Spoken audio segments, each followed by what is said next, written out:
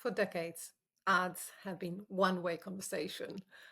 The brand speaks and the audience listens, or more often tunes out. Voice technology is changing that.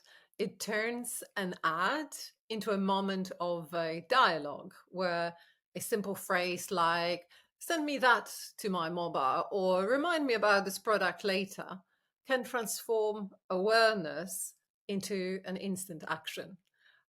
We're already seeing this shift in action with brands like Diageo using voice-enabled campaigns on Alexa to move people from hearing an ad to sampling a product in seconds. No clicks, no apps needed. These aren't just impressions or CPMs. They're priceless interactive brand moments. And today we are exploring this world of voice and actionable audio with Charlie Cadbury, the founder and the CEO of Say It Now, a company at the forefront of this voice commerce revolution. His team creates ad formats that don't just speak. They listen and respond and redefine how audiences engage with brands without compromising the TV audience experience. Charlie, welcome to Media Unscripted. And when we talk about actionable audio, what does that really mean for TV and all involved? So, audiences, advertisers, content owners. Thanks very much for having me. So when we're talking about voice, and we've got this concept of ambient computing now in our homes. So just to set the scene, about 60% of homes now have a smart speaker. Most of those are Alexas, and people are spending more and more time talking to these devices, and they're becoming a very instrumental part of the household. If I give you a worked example, I've lost all agency in my kitchen. If I tell the children to put their coats on, they don't say yes, daddy. They say, Alexa, what's the weather? So this is an important part of the household which is being trusted and spoken to on an increasing basis. And so when we're looking at kind of TV ads and looking at the way that people engage, people are usually watching TV in a lean back mode. They're watching in a passive way. And there's always been this challenge of how do you get people to engage with messages on the screen? And we fundamentally believe that voice is such a simple and easy way to engage with those messages that we've built a technology and a platform and a paradigm, not only to allow people to engage, but then to deliver that real-time insight back to the advertisers so they can really understand what's going on in the head of the consumer. That advertisers have been saying for years that all they really want to do is start a conversation with their consumers, and now they really can. Well, I think it is this absolute pivotal moment. And for me, coming from the TV streaming background, now we talk about connected TV, and I feel that connectivity really allows us to be finally interactive with brands, with audiences. And so I'm really excited, as you probably know, about the actual interactivity with audiences and and what it can do to the whole experience, but also the monetization. But can you share an example of a TV campaign that really shows that how voice can create a deeper connection between brand and audience, and to what makes it work? Yeah, so look, we've done a lot of work in the world of travel. So we're running some great campaigns with Visit Texas, for example. And so Okay. there we had kind of big sweeping shots of all the things you could do if you wanted to go to Texas. And then you were invited to say, if you'd like to know more about Texas, about where to go when you come here, where to stay, and how to get here, then just say, Alexa, open Let's Texas. And so the inspiration, the kind of moment came from the ad spot, that kind of TV ad. But then you were able to kind of continue that moment in a branded environment. So the same voice that you heard on TV is then the conversation you're having, and you're saying, what would you like to learn more about, where to go, how to get here, or where to stay. And then you could then choose which one of those links was then sent to your phone, so you could then continue that journey. And each one of those moments was a data point that all gets delivered back kind of in real time, so they can then see with their messaging how to optimize different creative moving forward. And we've been working with White Castle, which is a big fast food brand in the US, and so we've been working with them always on this year, and they've been changing their messaging depending on whether people are more interested in their sliders or their burgers or their cheesy fries, and so that kind of insight allows you to evolve the campaign a lot quicker based on real engagement. Well, you mentioned optimization and you mentioned data. Yeah. So that's what what I immediately pay attention. So um, I'm assuming that we're moving here beyond CPMs based metrics. So how could you give me a little bit of, or our audience, a little bit of info of how do you measure success? How do you define success with audio advertising? Yes, there's kind of two or three different ways. So, in a world where we've got too much content, you really want to be able to own that moment, and memory is the killer KPI. We've done a load of research. We've got a neuro insight to look and see how people's minds respond when they're actually talking back to an ad rather than watching it passively. And you see that the message gets encoded if you're able to own that moment, because you tend to remember conversations far better than you do kind of remember things that you've seen or read, because it's part of your lived experience. You can't have a conversation without firing up your memory, because you forget where you Yeah, are in that's the the proper conversation. interactivity. It's And real, yeah, and yeah. so we can measure that in kind of brand uplift studies, and from these kind of memory retention studies, but then also from the data perspective, we've got the concept of kind of full funnel attribution now. So we have what we call a voice through rate, which is like a click through rate. So how many times Mhm. do you need to show the ad before somebody says, Alexa, open that's Texas, for example? So that's a moment and a ratio that we measure.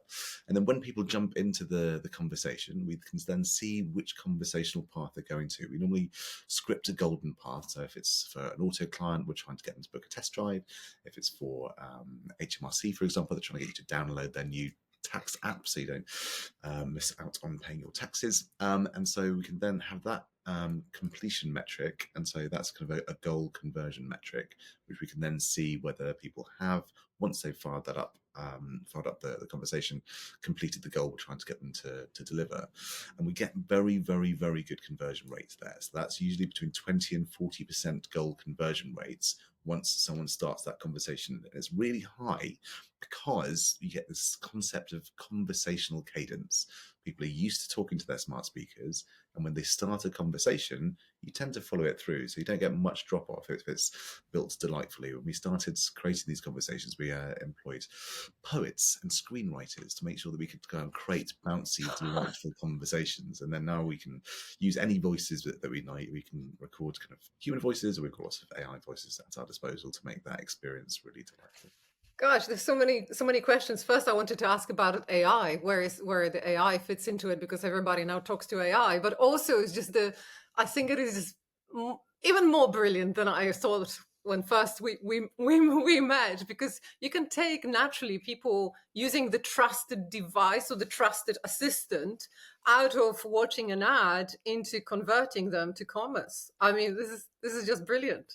Exactly. Well, and especially with with these assistance environments, you've usually got your credit card already plugged in, so you can buy Yes. things using voice commerce. It's very, very, very frictionless. When we started, back in 2020 with audio ads, we were running kind of charity donation campaigns for SPCC and Macmillan and Crisis and Comic Relief and WWF, so that you can actually just talk back and then donate to these charities just using your voice. So that's where we started in the world of voice commerce, and it's all evolved quickly since then.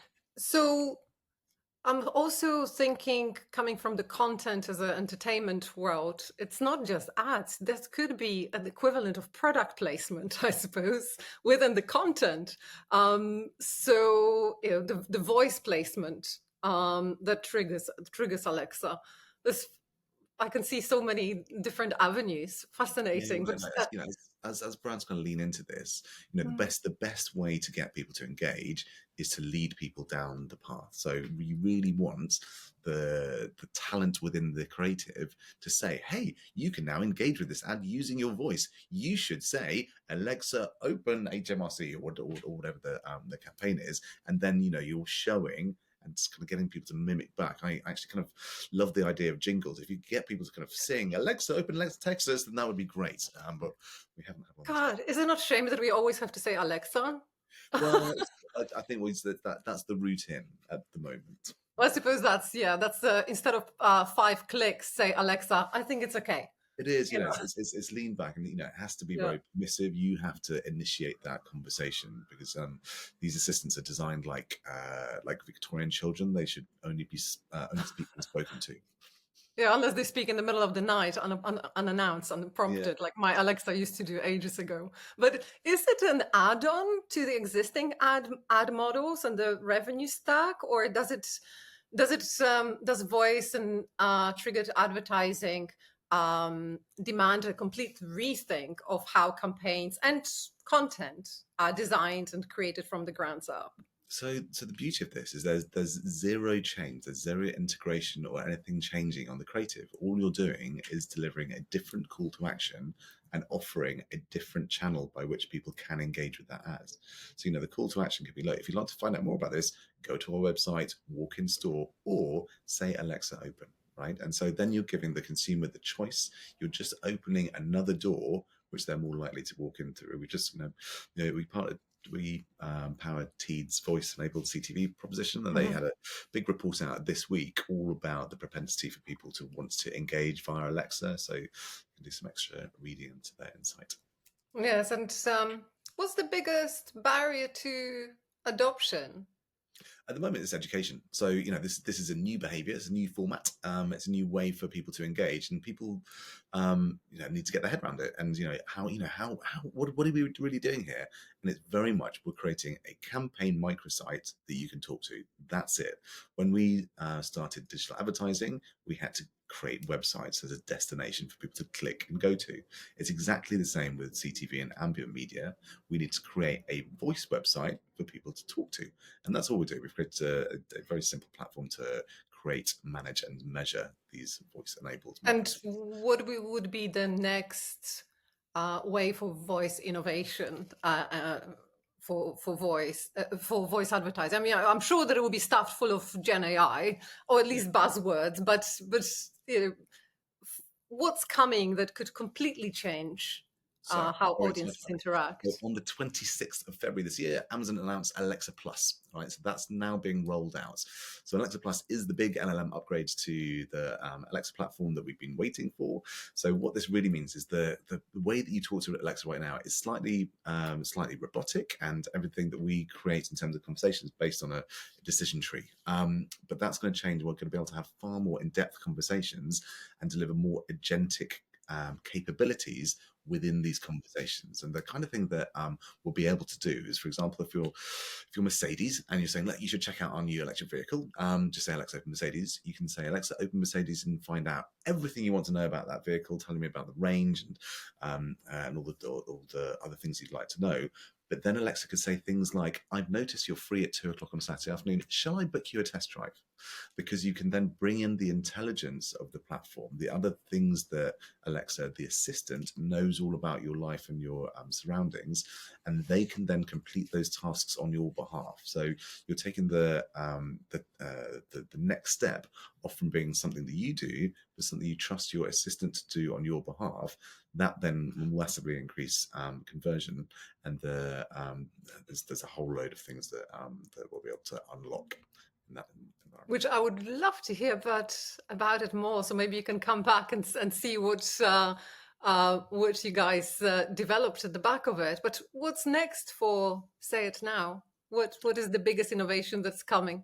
This whole kind of Alexa Plus piece is massive, but then over the next few years, as other assistants open up, then we'll be supporting them as well. So we used to be able to support Google Assistant and Google Actions.